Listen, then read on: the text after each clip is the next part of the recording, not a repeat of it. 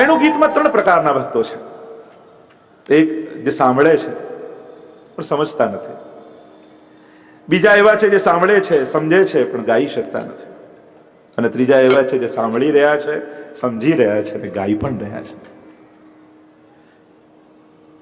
સન્મુખ હોય તો પાન છે, ત્યાં ગાન નથી. સંયોગમાં પાન અને વિપ્રયોગમાં ગાન.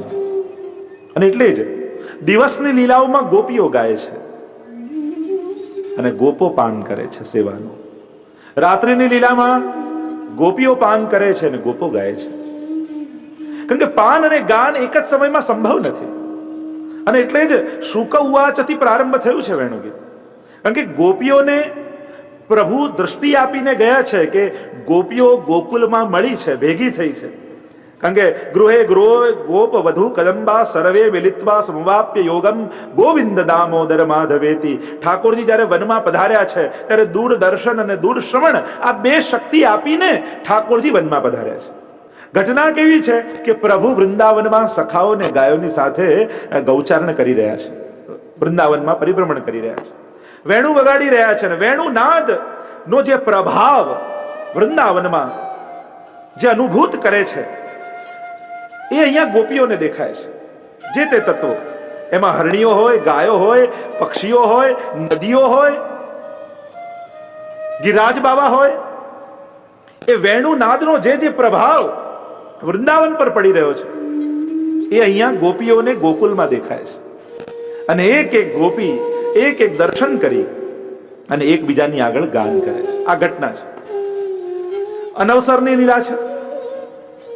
ગોપીઓએ ગાયું ગોપ્ય ઉવાચ, એ વેણુ ગીતમાં આવે છે. અને ગોપીઓએ 13 શ્લોક ગાયા છે. અક્ષણવતામ ફલિદમથી શરૂ થાય.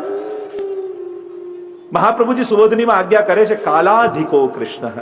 કૃષ્ણ તો કાલ કરતા અધિક છે અને કાળ 12 છે, 12 રાશિ હોય ને, અને ઠાકોરજી તો કાળ કરતા અધિક છે, એટલા માટે 13 શ્લોક. વેણુ ગીત એ નિત્ય લીલાનો પ્રસંગ છે, યુગલ ગીત એ વર્ષોત્સવની લીલાનો પ્રસંગ છે.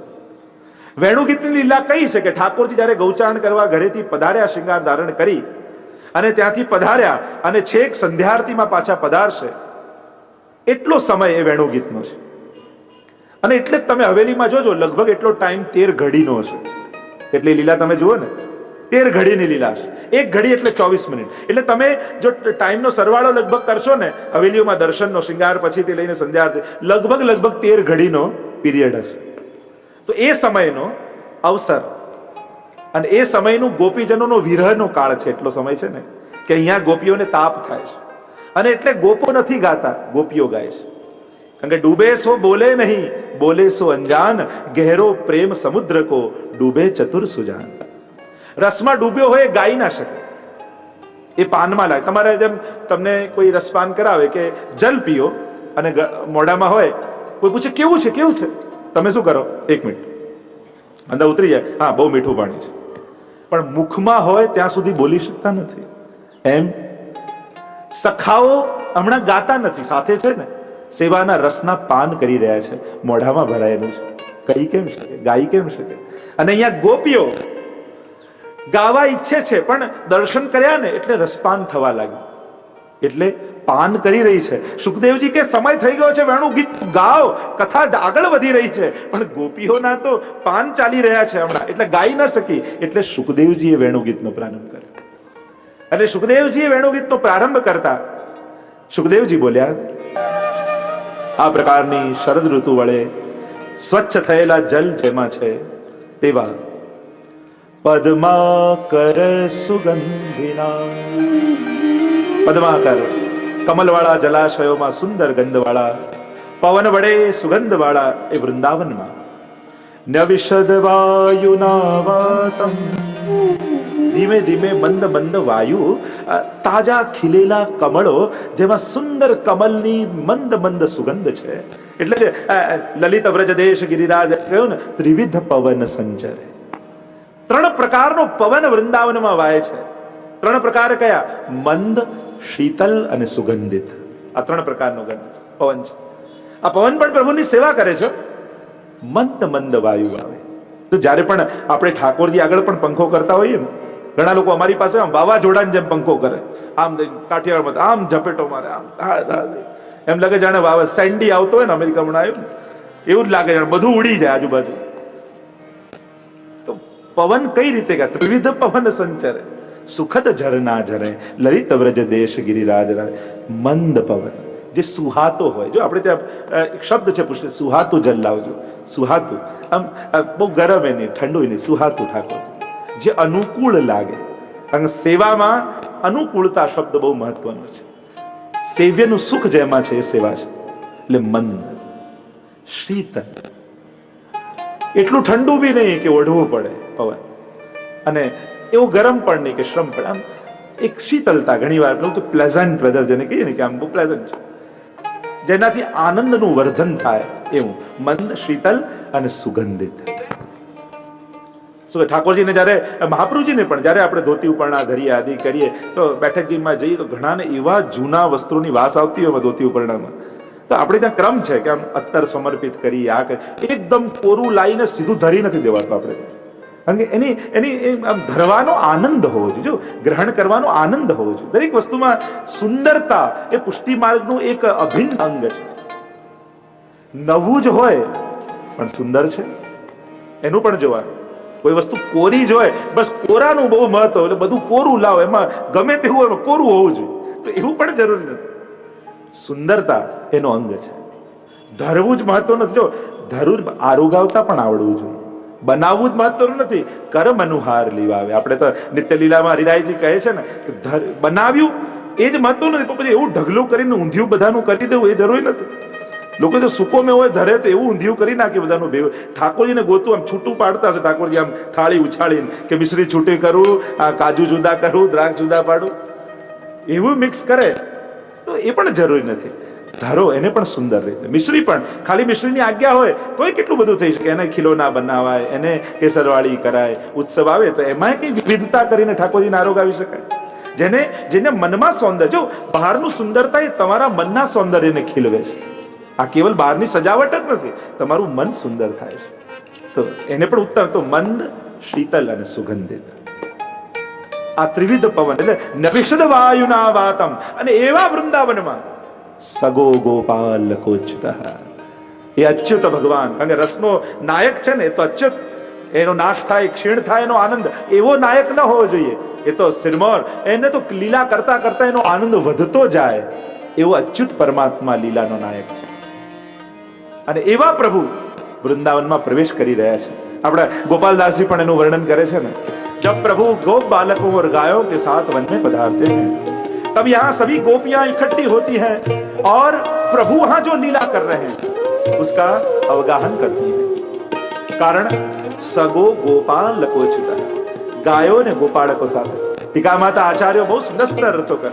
આ ગોપો પણ સાધારણ નથી હો, બધું જ જાણે છે, અમને બધી ખબર છે. એમ ન માનતા કે આ કેવલ ગૌચારણ કરવા પધારે છે.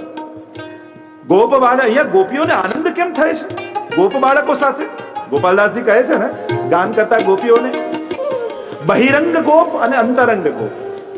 બહિરંગ ગોપ છે એ પુંભ ભાવવાળા છે, સખા ભાવવાળા છે, મંત્ર રૂપ છે. અને અંતરંગ જે રુચા ગોપ છે એ ગોપી ભાવવાળા છે. એ ગોપીજનોના ભાવને જાણે છે. અને અનવસર સમયે જે અનેક ફૂલન કી ગાદી, ફૂલન કે તકિયા, જે અનેક પ્રકારની કુંજ નિકુંજો અને પુષ્પ વિતાન સિદ્ધ કરવામાં આવે છે તો ત્યાં જઈને ગોપો સહાયક થાય છે. બહિરંગ ગોપ જે છે મંત્રરૂપ ભાવવાળા, એમને તો એમ છે કે ઠાકોરજી ગૌચારણ કરવા માટે પધાર્યા છે, એટલે ગાયોનું ધ્યાન રાખવા માટે પહોંચી ગયા છે.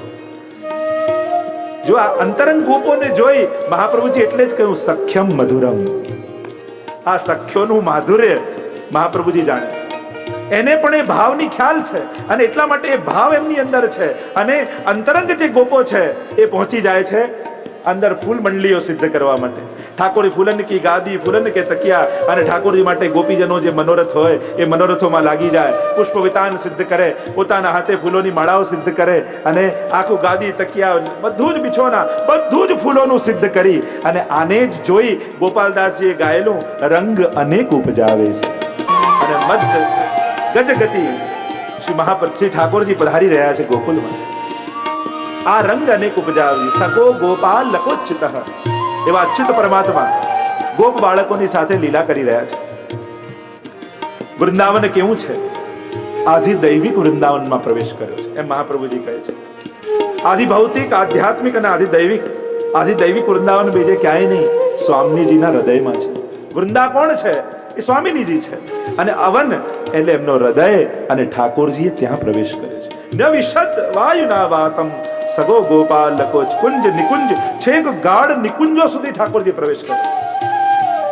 સગો ગોપાલકો, ગોપ બાળકોની સાથે અંતરંગ અને બહિરંગ ગોપ છે. મહાપ્રભુજી એમ કહે છે, ને આગળ આચાર્યોની ટીકાઓ પણ છે, આ પંચ પર્વ અવિદ્યાથી મુક્ત છે. આ સખાઓ પાંચે પર્વ અવિદ્યા છે, એનાથી મુક્ત છે. પ્રભુના સ્વરૂપનું અને સ્વયંના સ્વરૂપનું એમને જ્ઞાન છે. કારણ આ કુંજ નિકુંજોમાં, આ આધિદૈવિક વૃંદાવનમાં જીવને લાગેલા ત્રણેય બંધનો નથી. કાળ, કર્મ અને સ્વભાવ, આ ત્રણ બંધન દરેકને લાગેલા છે. અને આ ત્રણેય બંધનો આ આધિદૈવિક વૃંદાવનમાં નથી લાગતા. અહીંયા કોઈને કાળ બાધા કરતો નથી, કારણ કે કાળ અલૌકિક છે. જેટલા સમયની જેવી લીલા જોઈએ, કાળ એને અનુકૂળ થઈ જાય છે, સ્વયં સેવા કરવા લાગી જાય છે. 6 ઋતુ, જયારે ખટ ઋતુની ભાવનામાં જોઈએ તો સવારથી લઈને સાંજે સુધી 6 ઋતુ ઠાકોરજીની સેવા કરે છે. અહીંયાનો કાળ પ્રભુનો સેવક છે, પ્રભુની સેવામાં છે. અને એટલા માટે અહીંયા કાળકૃત ક્ષય નથી. આધિદૈવિક લીલાઓમાં જે 16 વર્ષના ગોપીજનો છે, ક્યારે 17 વર્ષના થતા નથી. એમને કાળ બાધા નથી થતો. જેવી અવસ્થામાં પ્રગટ થયા છે, કારણ કે આ ગોપીજનો કોઈ બીજા નથી, ઠાકોરજીના જ જાગેલા મનમાંથી મનોરથો, અને એ જ ગોપીઓ બનીને પ્રગટ થયા છે. એટલે ભેદ ન જોતા. રસમાર્ગમાં ભેદ નથી, એક જ રસના જુદા જુદા પાત્ર છે. કે એક જ લોટામાં ભરેલું જળ જુદી જુદી વાટકીમાં મૂકો તો વાટકી જેવો આકાર લાગે, પણ આ રસ અને પેલા રસમાં કોઈ ભેદ નથી. એટલે આ રસમાર્ગમાં ભેદ નથી. અને એટલા માટે ક્રિયા સર્વ સમાન લાગે, પણ રસ અને કામમાં ફરક છે. એટલું સમજી લે. અહીંયા કોઈ ભેદ નથી. ઠાકોરજી આ હાથને અડે, એમાં શું દોષ છે? એક જ દેહ છે. તો આ પ્રભુની જ આધિદૈવિક લીલા સૃષ્ટિ છે.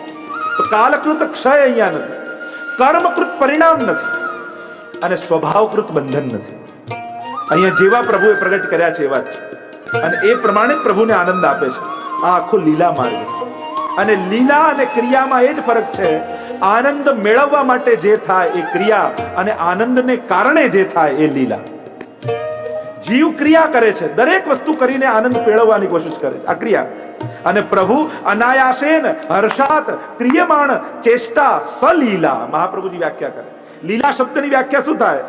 અનાયાસેન, જેમાં કોઈ ઇન્ટેન્શન ના હોય. હર્ષાત, આનંદપૂર્વક.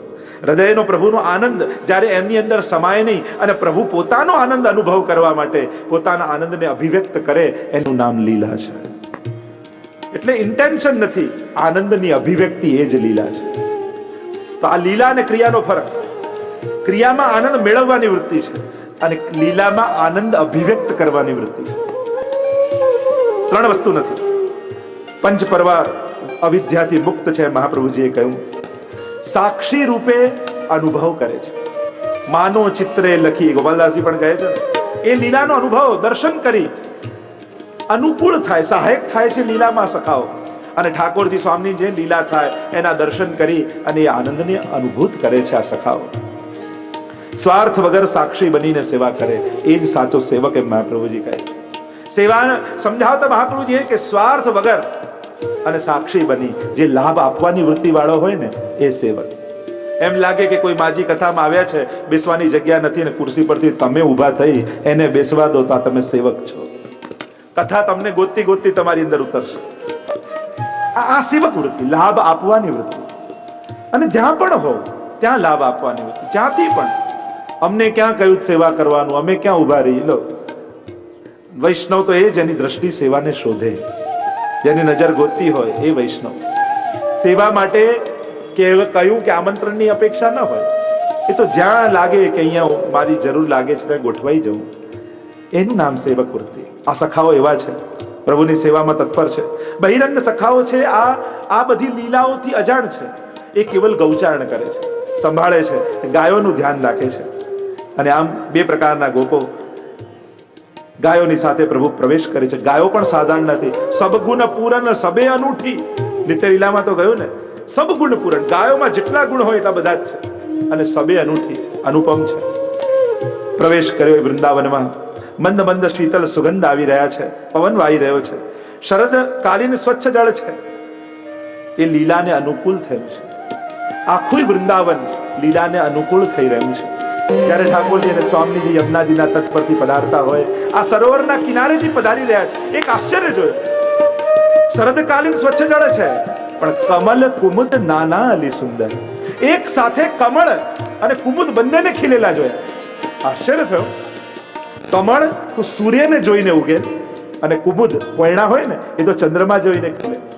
અને અહીંયા આશ્ચર્ય ભક્તોને એ થયું કે ઠાકોરજી અને સ્વામીજી પધારી રહ્યા છે સરોવરના તટેથી, તો કમલ અને કુમુદ બંને એક સાથે ખીલેલા જોયા. પૂછું આવું કઈ રીતે સંભવ થાય? તો કે સંભવ છે, કારણ કે ઠાકોરજી અને સ્વામીજી બંને પધારી રહ્યા છે. પ્રભુનું મુખારવિંદ એ સૂર્ય જેવું છે, અને સ્વામીજીનું મુખારવિંદ એ ચંદ્રમા જેવું છે, અને આ બંનેને જોઈ કમલ અને કુમુદ એક સાથે ખીલી ગયા છે. એક સાથે ત્યાં વૃંદાવનમાં ખીલેલા છે. અને આમ સુખદેવજી જ્યારે દર્શન કર્યા, અને સુખદેવજી ગાન કરતા બોલ્યા, અને ઠાકોરજી વૃંદાવનમાં પ્રવેશ કર્યો છે. અને આ વૃંદાવન એ ભૌતિક વૃંદાવન નથી, આધિદૈવિક વૃંદાવનમાં પ્રવેશ કર્યો છે, અલૌકિક વૃંદાવનમાં પ્રવેશ કર્યો છે. તો વેણુ ગીતની કથાને અહીંયા વિરામ આપીએ.